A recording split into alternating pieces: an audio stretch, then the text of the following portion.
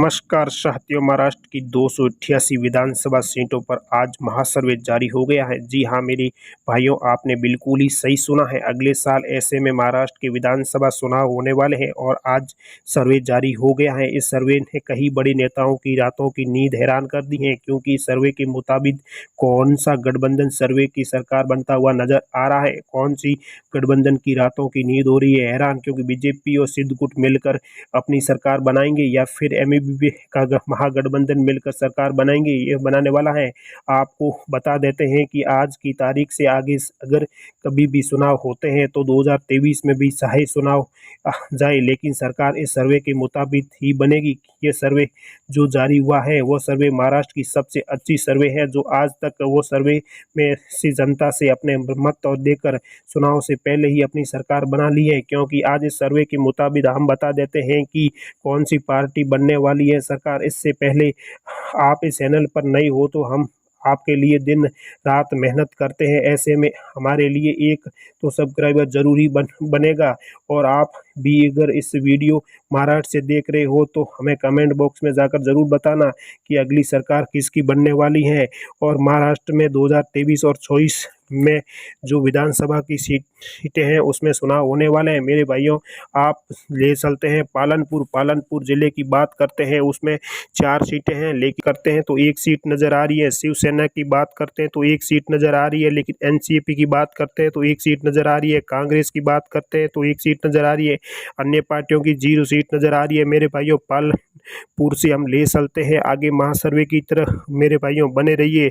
यशवंतमाल जिले की बात करते हैं तो 7 सीटें हैं, लेकिन बीजेपी की बात करते हैं तो 2 सीटें नज़र आ रही है। शिवसेना की बात करते हैं तो 1 सीट नज़र आ रही है। एनसीपी की 2 आ रही है।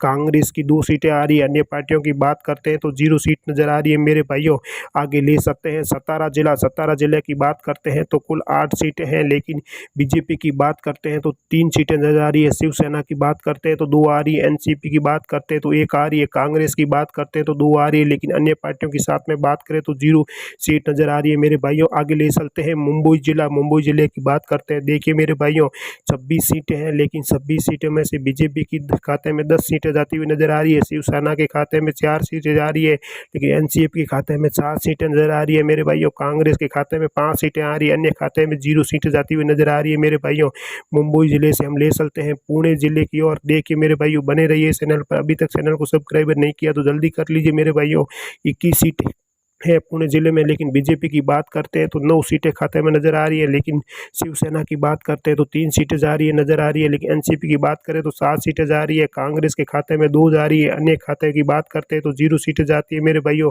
लेकिन हम पुणे जिले से ले चलते हैं आगे अहमदनगर जिले की बात करते हैं तो 12 सीटें हैं, लेकिन बीजेपी की बात करते हैं तो 5 सीटें नजर आ रही है। शिवसेना की बात करें तो 2 आ रही है। एनसीपी की बात करते हैं तो 3 आ रही है। कांग्रेस की बात करें तो 2 सीटें नजर आ रही है।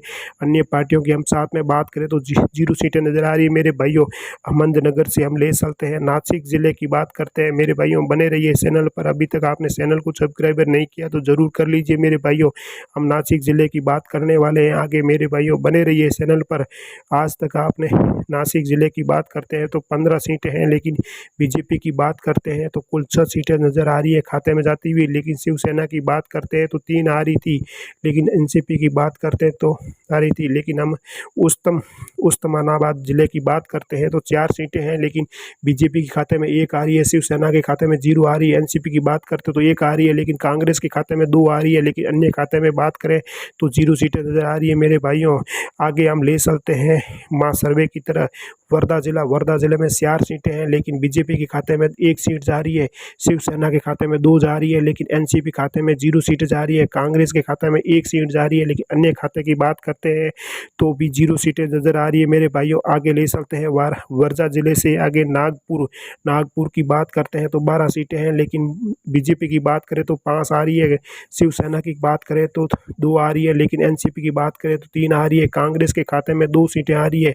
अन्य पार्टियों की हम बात करें तो 0 सीट नजर आ रही है। मेरे भाइयों आप बने रहिए चैनल पर। हम नागपुर से आगे ले चलते हैं नांदेड़ जिले की बात करें तो 9 सीटें हैं, लेकिन बीजेपी की बात बात करें तो 3 सीटें नज़र आ रही है, शिवसेना की 1 आ रही है, लेकिन एनसीपी की बात करें तो 3 सीटें नज़र आ रही है मेरे भाइयों।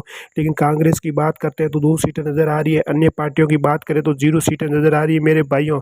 आगे ले चलते हैं यहाँ पे वासिम ज़िले की बात करते हैं मेरे भाइयों, बने रहिए चैनल पर।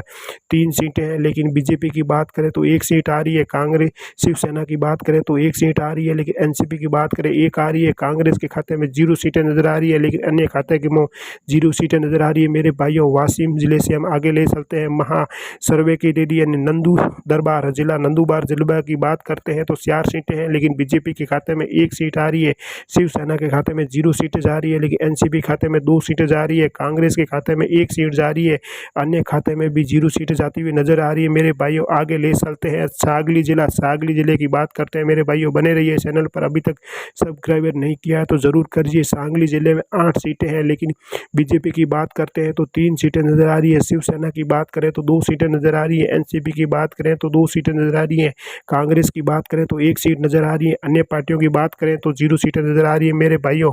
आगे ले चलते हैं हम सांगली जिला से, हम रायगढ़ जिले की बात करने वाले हैं मेरे भाइयों, बने रहिए जिले इस चैनल पर। 7 सीटें हैं रायगढ़ में, लेकिन बीजेपी की 2 आ रही है, शिवसेना की 1 आ रही है, एनसीपी की बात करें तो 2 आ रही है, लेकिन कांग्रेस की बात करें तो 1 सीट आ रही है, अन्य खाते की बात करें तो भी 1 सीट नज़र आ रही है मेरे भाइयों। हम रायगढ़ से आगे ले चलते हैं मास सर्वे की तरफ, आप बने रहिए। अकोला ज़िले की बात करने वाले हैं मेरे भाइयों, बने रहिए चैनल पर। अभी तक हम अकोला ज़िले की बात करें तो 5 सीटें हैं, लेकिन बीजेपी के खाते में 1 सीट आ रही है, शिवसेना के खाते में 1 सीट नज़र आ रही है, लेकिन एनसीपी की बात करें तो 1 सीट नज़र आ रही है, कांग्रेस के खाते में 2 सीटें नज़र आ रही है, लेकिन अन्य खाते की बात करें तो 0 सीटें नज़र आ रही है मेरे भाइयों। हम अकोला ज़िले से आगे ले चलते हैं सिद्धूदुर्ग जिले की बात करने वाले मेरे भाइयों। 3 सीटें हैं, लेकिन बीजेपी के 1 है, शिवसेना के 0 है, एनसीपी की 1 है, लेकिन कांग्रेस के खाते में 1 सीट नज़र आ रही है, अन्य खाते में 0 सीट नज़र आ रही है मेरे भाइयों। अभी तक आपने इस चैनल को सब्सक्राइब नहीं किया तो ज़रूर कर लीजिए मेरे भाइयों। आप सभी को इस प्रकार के वीडियो आपको पल पल उपलब्ध करे जाएंगे। अगला वीडियो में बने रहिए मेरे भाइयों। सभी मित्रों को